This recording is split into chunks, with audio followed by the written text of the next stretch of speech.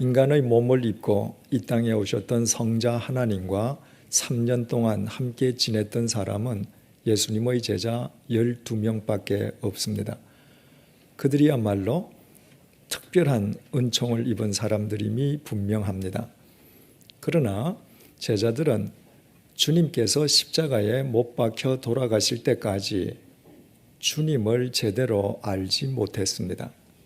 주님의 말씀을 바르게 이해하지도 못했을 뿐만 아니라 주님께서 수차례에 걸쳐 장로들과 대제사장들과 서기관들에게 고난을 받고 십자가에 못 박혀 돌아가실 것을 예고하셨지만 제자들은 주님의 그 말씀일랑 아예 믿지도 않았습니다. 예수님께서 십자가에 못 박히시기 위해서 예루살렘으로 입성하실 때 제자들은 오히려 슈퍼 파워를 지닌 예수님께서 예루살렘에서 불의한 로마 제국을 물리치고 반드시 집권하시리라 믿었습니다. 그래서 예루살렘 도상에서 예수님의 집권 시 누가 더 높은 자리를 차지할 것인지를 놓고 다투었습니다.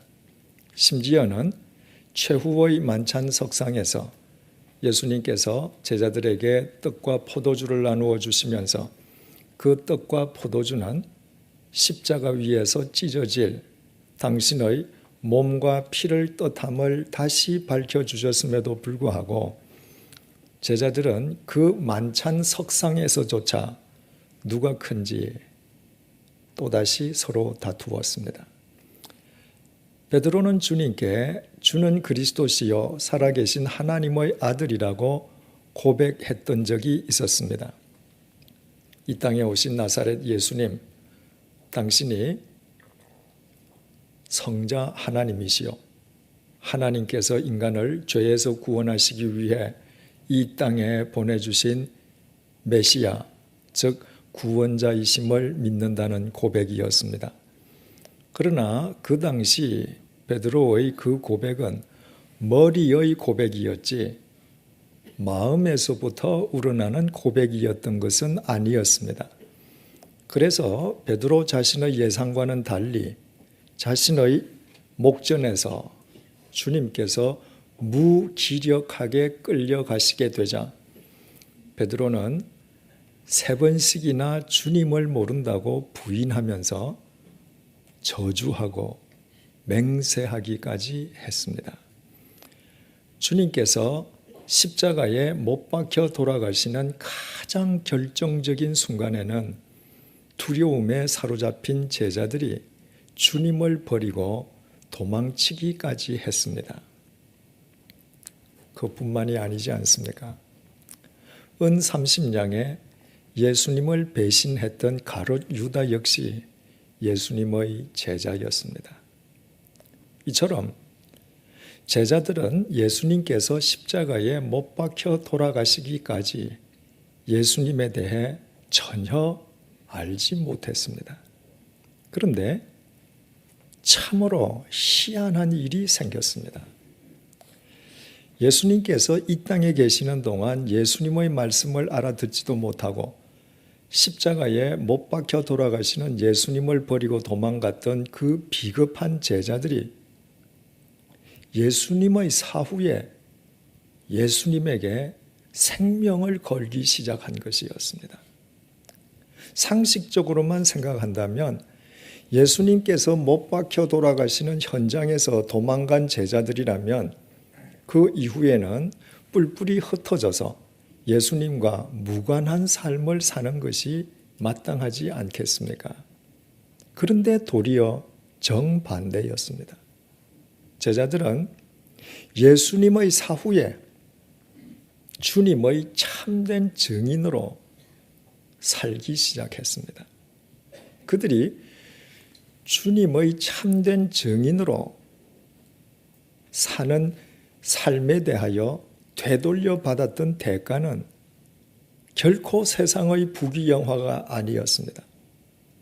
주님의 참된 증인으로 살아가는 그들에게 되돌아갔던 대가는 참수형이거나 화형이거나 맹수의 밥이 되는 것이었습니다. 그러나 제자들은 주님께서 십자가에 못 박혀 돌아가실 때 주님을 버리고 도망쳤던 예전의 비겁한 제자들이 더 이상 아니었습니다.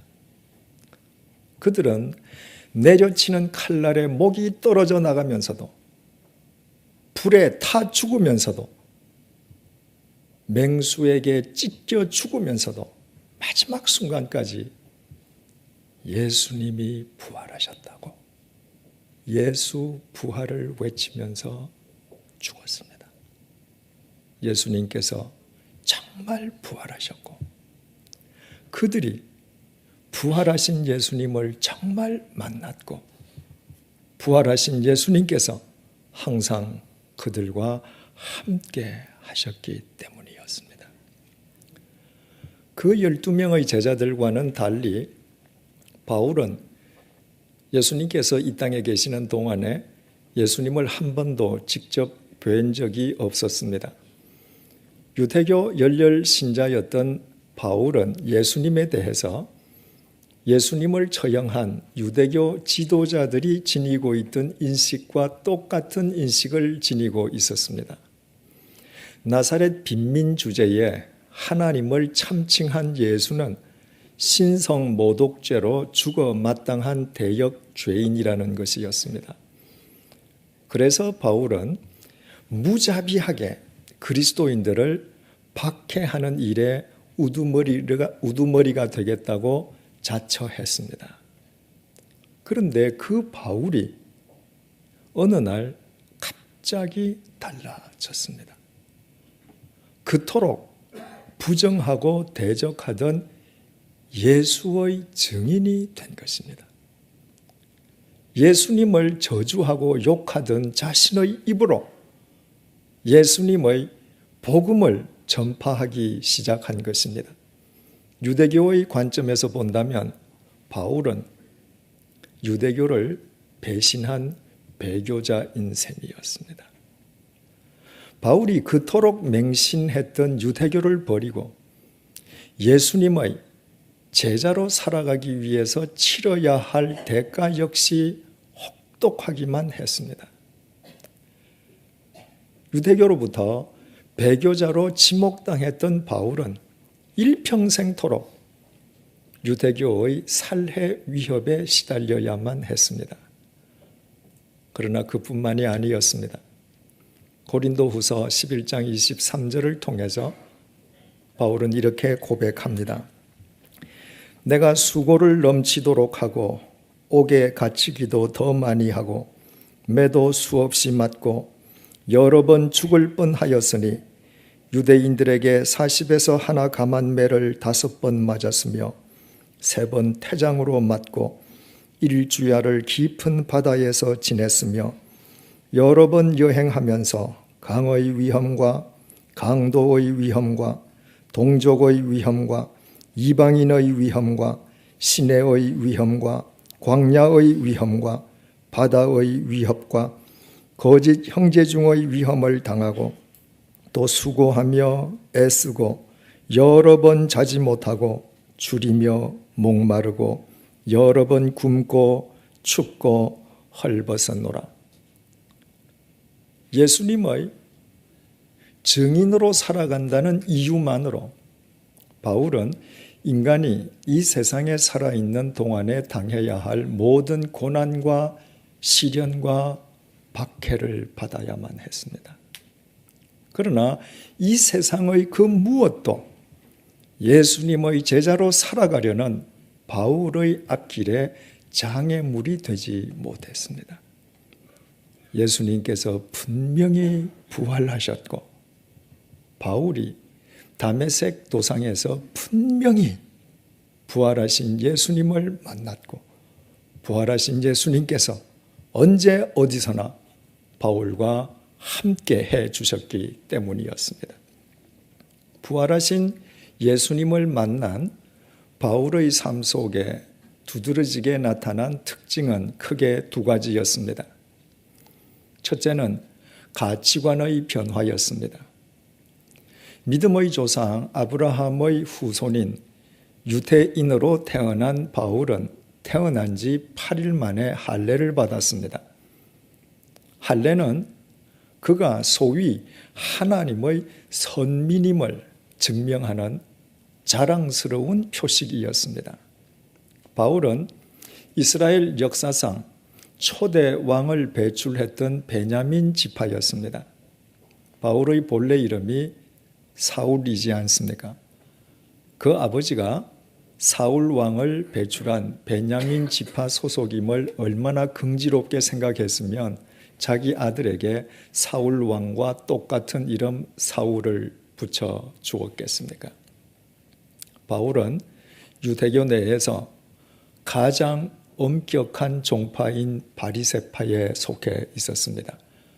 바울은 유대교 최고의 율법 스승인 가말리엘의 제자였습니다. 나아가 바울은 그리스도인을 핍박하는 일에 선봉장이 될 만큼 젊은 나이에 이미 유대교 내에서 탄탄한 입지를 다지고 있었습니다. 무엇보다도 그는 유대인이었으면서도 로마 제국의 로마 시민권자였습니다. 그 모든 것은 바울이 유대교 내에서 출세하는데 반드시 필요한 귀중한 자산들이었습니다. 그러나 부활하신 주님을 만난 바울에게 그 모든 것은 한낱 배설물에 지나지 않았습니다.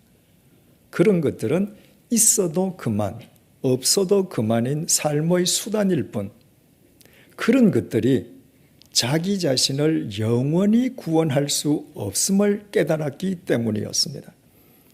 부활하신 주님을 만난 바울은 그 이후에 오직 예수 그리스도의 십자가만을 자랑했습니다.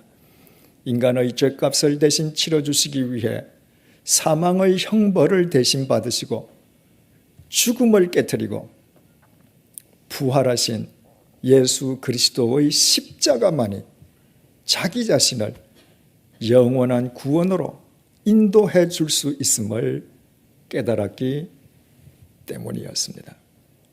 부활하신 주님을 만난 바울에게 나타난 두 번째 특징은 순종이었습니다. 바울의 순종은 주님의 말씀에 대한 순종만을 의미하지 않았습니다. 바울의 순종은 주어진 상황에 대한 순종을 포함하는 것이었습니다. 이미 말씀드린 것처럼 바울은 예수님의 증인으로 산다는 이유만으로 세상에서 당할 수 있는 모든 고난과 시련과 박해를 다 받아야만 했습니다. 그러나 바울은 그 모든 상황을 피하려 하지 않았습니다. 바울은 그 모든 상황을 순종으로 받아들였습니다. 부활하신 주님께서 자기 자신과 함께하고 계시기에 자기에게 주어지는 모든 상황 속에는 주님의 뜻이 있고 주님께서 반드시 그 결과를 책임져 주실 것을 믿었기 때문입니다. 그래서 바울은 로마서 8장 18절과 28절을 통해서 이렇게 고백했습니다. 생각하건대 현재의 고난은 장차 우리에게 나타날 영광과 비교할 수 없도다. 우리가 알거니와 하나님을 사랑하는 자, 곧 그의 뜻대로 부르심을 입은 자들에게는 모든 것이 합력하여 선을 이루느니라. 이런 믿음으로 바울은 모든 상황에 순종했기에 바로 주어진 그 상황 속에서 주님에 의해 날로 새로운 바울로 빚어져 갈 수 있었습니다. 바로 이것이 젊디 젊은 바울이 무려 13년 동안이나 고향 다소에서 칩거하는 상황에도 순종할 수 있었던 이유였습니다. 다메섹 도상에서 부활하신 주님을 만난 바울은 그 즉각 다메섹에서 그 이후에는 예루살렘에서 예수 그리스도의 복음을 전하기를 원했습니다. 그러나 주님께서는 그것을 허락하시지 않고 그 대신에 바울로 하여금 고향 다소에서 13년 동안 칩거하게 하셨습니다.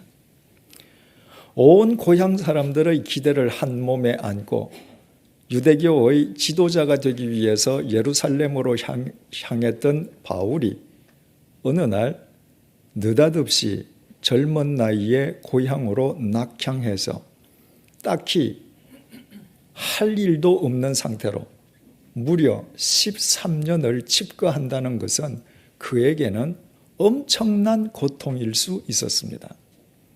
고향 사람들은 그와 같은 바울을 영락 없는 인생 실패자로 낙인 찍었을 것이기 때문입니다. 그러나 바울은 자기에게 주어진 상황에 대해 절망하지 않았습니다. 자기 자신을 인생 실패자로 여기고 낙심하지도 않았습니다. 그 13년의 칩거 기간 동안에 만약에 바울이 스스로 절망하거나 자기를 인생 실패자로 간주했더라면 바울은 폐인이 되었거나 아니면 그 13년이 지나기 전에 스스로 생을 포기하고 말았을 것입니다.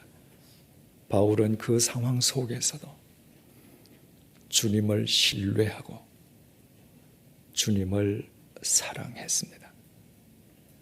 주님께서 자기 영혼의 불순물을 제거하시어 정금처럼 정제해 주시고 그 모든 상황 속에서도 매일매일 주님의 신실한 뜻이 이루어져 가고 있음을 확신했습니다. 주님 안에서는 모든 것이 합력하여 선으로 귀결됨을 믿었던 것입니다. 현재의 고난은 장차 나타날 영광과 감히 비교될 수 없음을 굳게 믿었던 것입니다. 그 한결같은 믿음 속에서 13년이라는 장구한 세월은 바울로 하여금 자기 성숙을 가능케 하는 새로운 시간들로 승화될 수 있었습니다.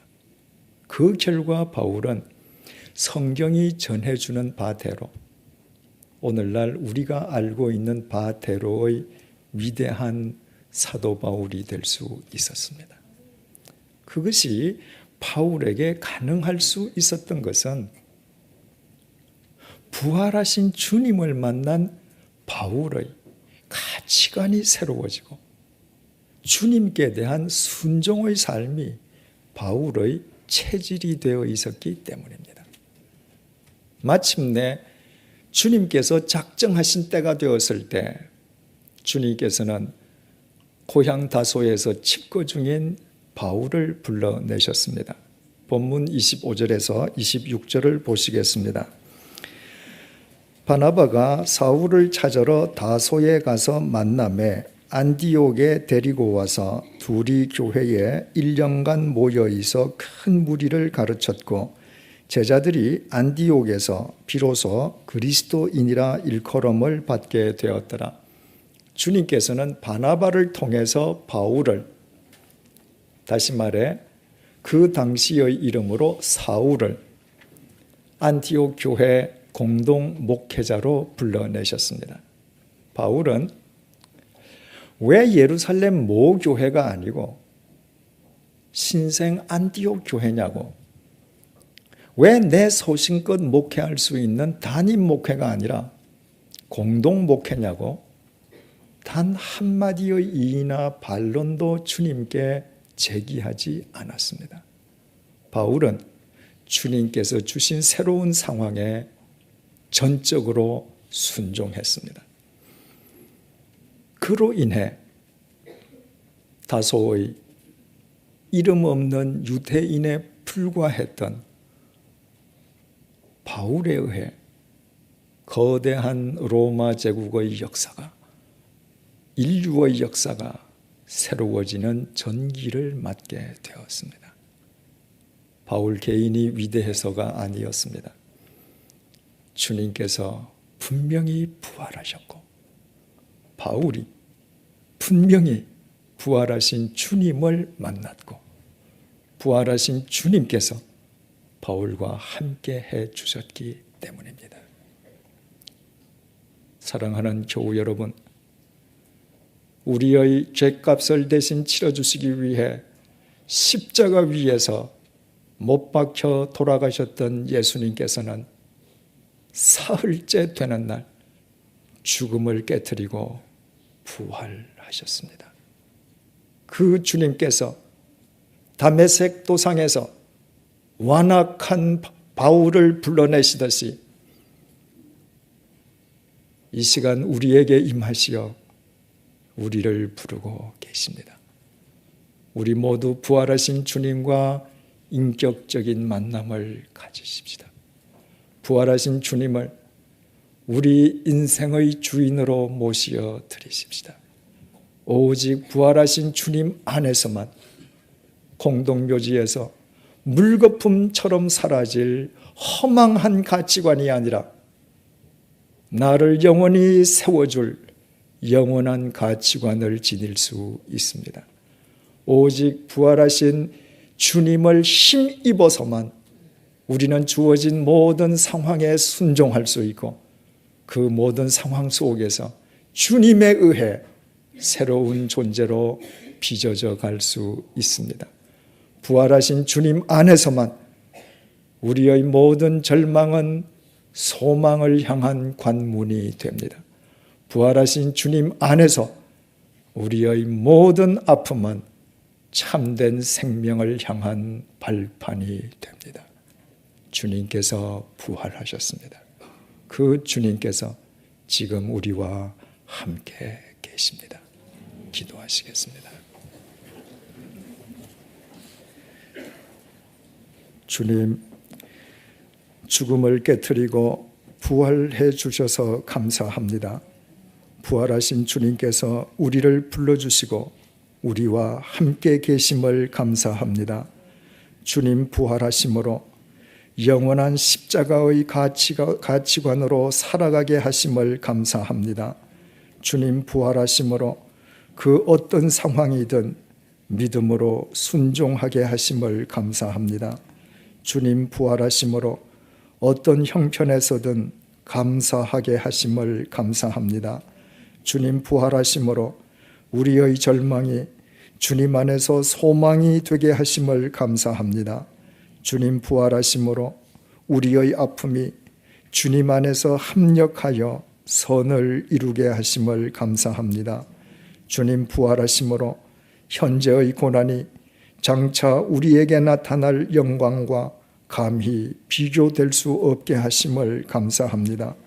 주님 부활하심으로 우리의 죽음이 영원한 생명을 향한 생명의 관문이 되게 하심을 감사합니다. 이제부터 일평생 부활하신 주님과 동행함으로 부활하신 주님의 뜻이 우리의 삶을 통해 이 시대의 역사 속에 아름답게 수놓아질 수 있도록 우리를 도와주십시오. 예수님의 이름으로 기도드립니다. 아멘.